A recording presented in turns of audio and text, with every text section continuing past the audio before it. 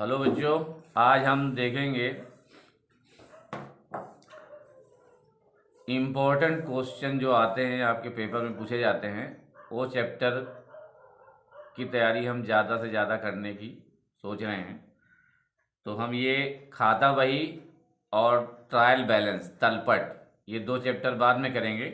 पहला चैप्टर हम कर रहे हैं 9 वाला, चैप्टर नंबर 9 है समायोजन प्रविष्टियाँ।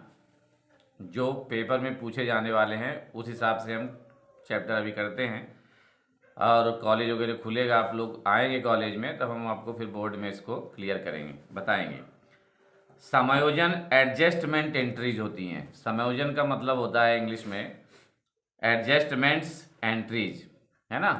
सवाल देगा, उसमें एडजस्टमेंट दिए रहेंगे उसके सवाल के नीचे, वो भी उसी सवाल के अंतर्गत हम उसको प्लस माइनस जो भी होगा हम उसमें करेंगे। तो इसके देखते हैं समायोजन होता क्या है।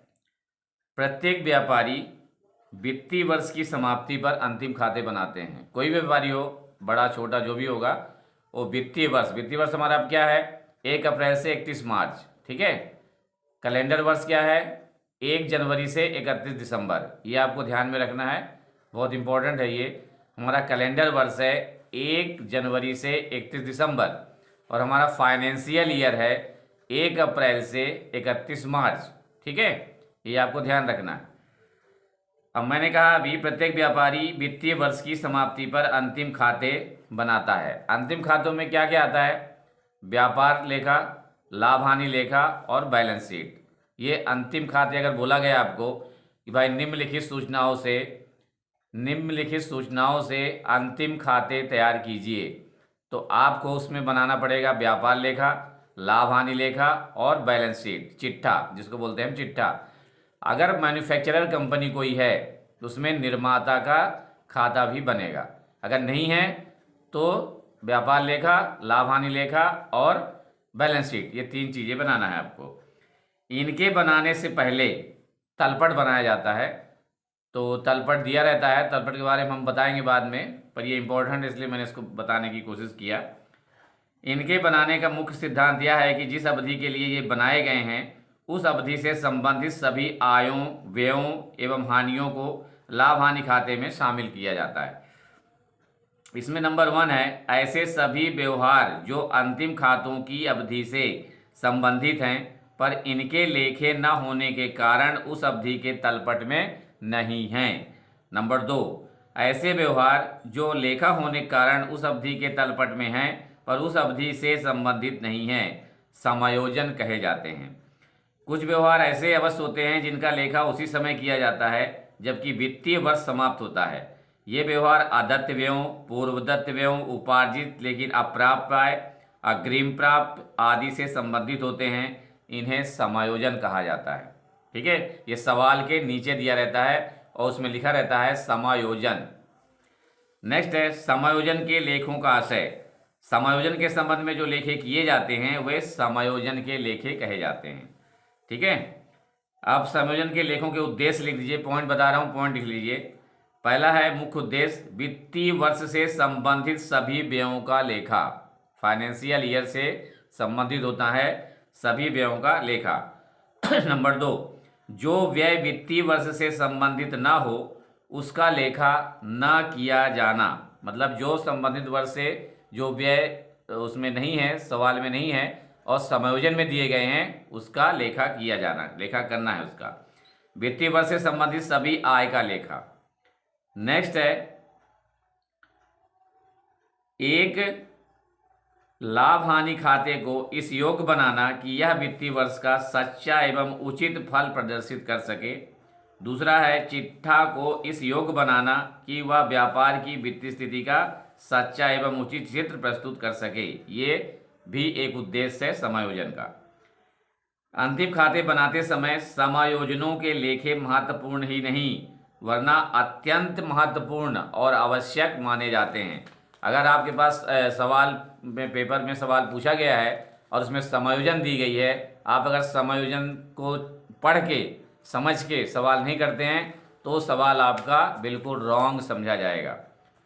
प्रमुख समायोजन कौन कौन सी होती हैं? जो समायोजन दी जाती हैं पेपर में, आपके क्वेश्चन पेपर में पूछी जाती हैं, वो कौन कौन सी होते हैं, पॉइंट कौन कौन से होते हैं, वो लिख लीजिए आप।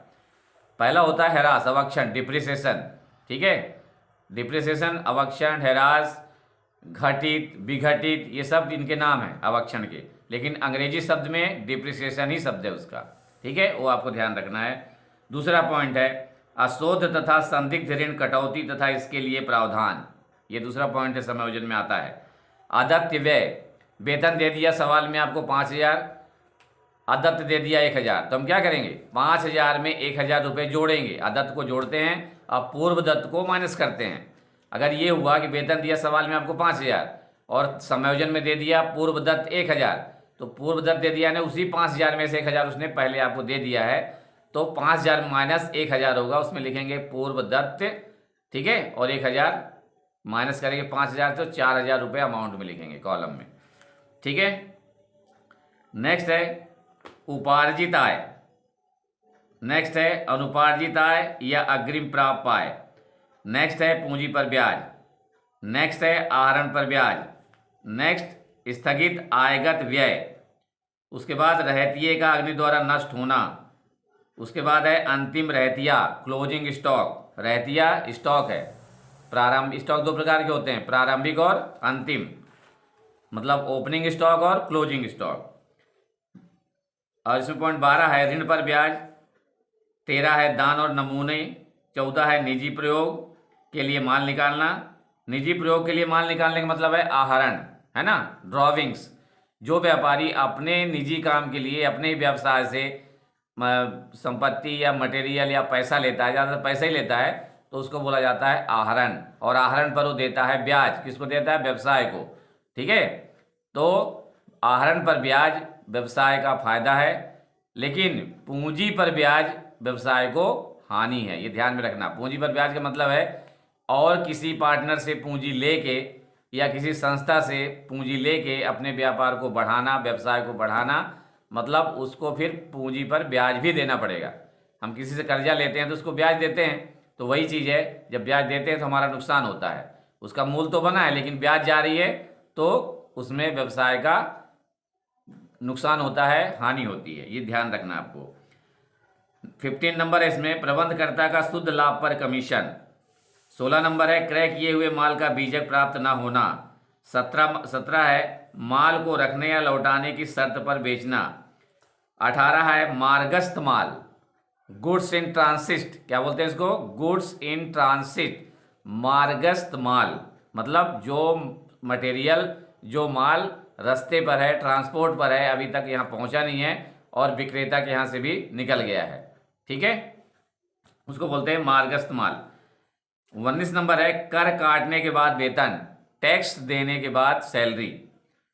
20 कर काटने के बाद मजदूरी, टैक्स काटने के बाद वेजेस। 21 है कर काटने के बाद किराया, टैक्स देने के बाद रेंट। 22 है कर काटने के बाद ब्याज।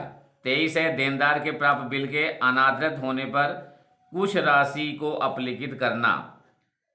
संयुक्त साहस पर लाभ। 25 है निजी क्रय को व्यावसायिक क्रय में लिखना। 26 है एक ग्राहक से प्राप्त एक निश्चित राशि देनदारों में तथा उसे देय राशि का लेनदारों में शामिल होना।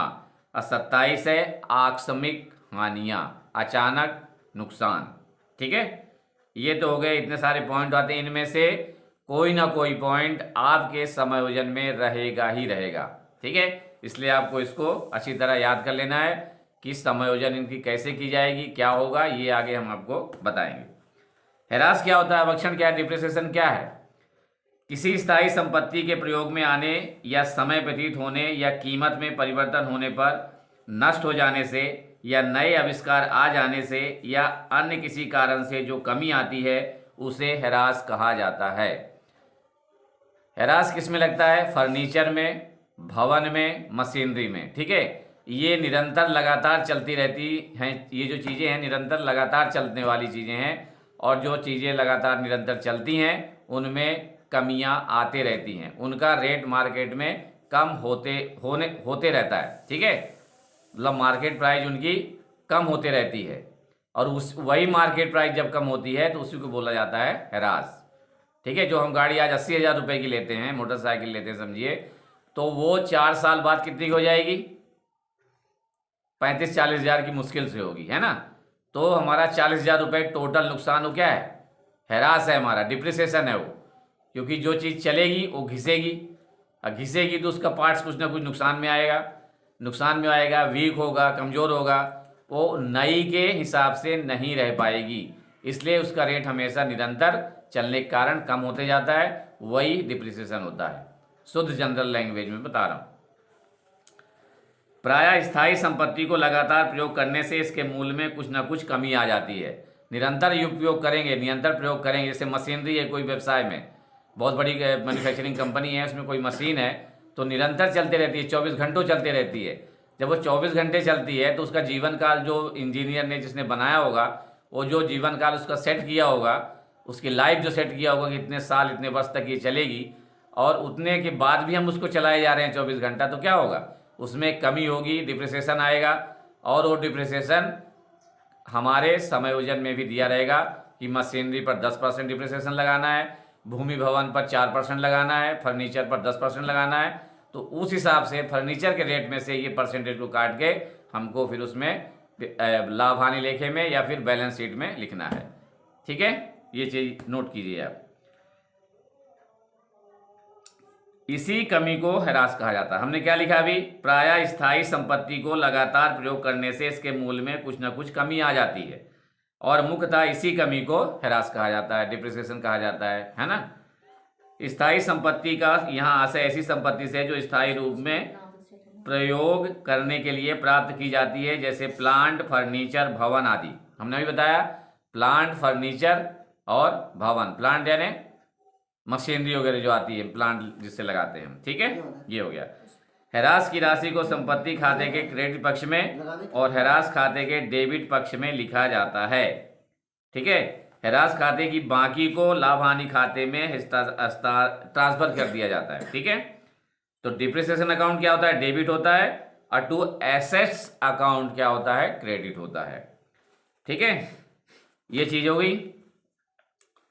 अशोध एवं संदिग्ध ऋण कटौती तथा इसके लिए प्रावधान, ये सब प्रावधान है जो आपको सवाल के द्वारा हम समझाएंगे, पर अभी आज हमारे पास सवाल के लिए टाइम नहीं है। सवाल हो सकता है कि आपके फेस टू फेस कॉलेज में अगर पढ़ाने का समय मिला तो हम जरूर आपको ये क्वेश्चन आंसर इससे कराएंगे, न्यूमेरिकल वाले। ठीक है,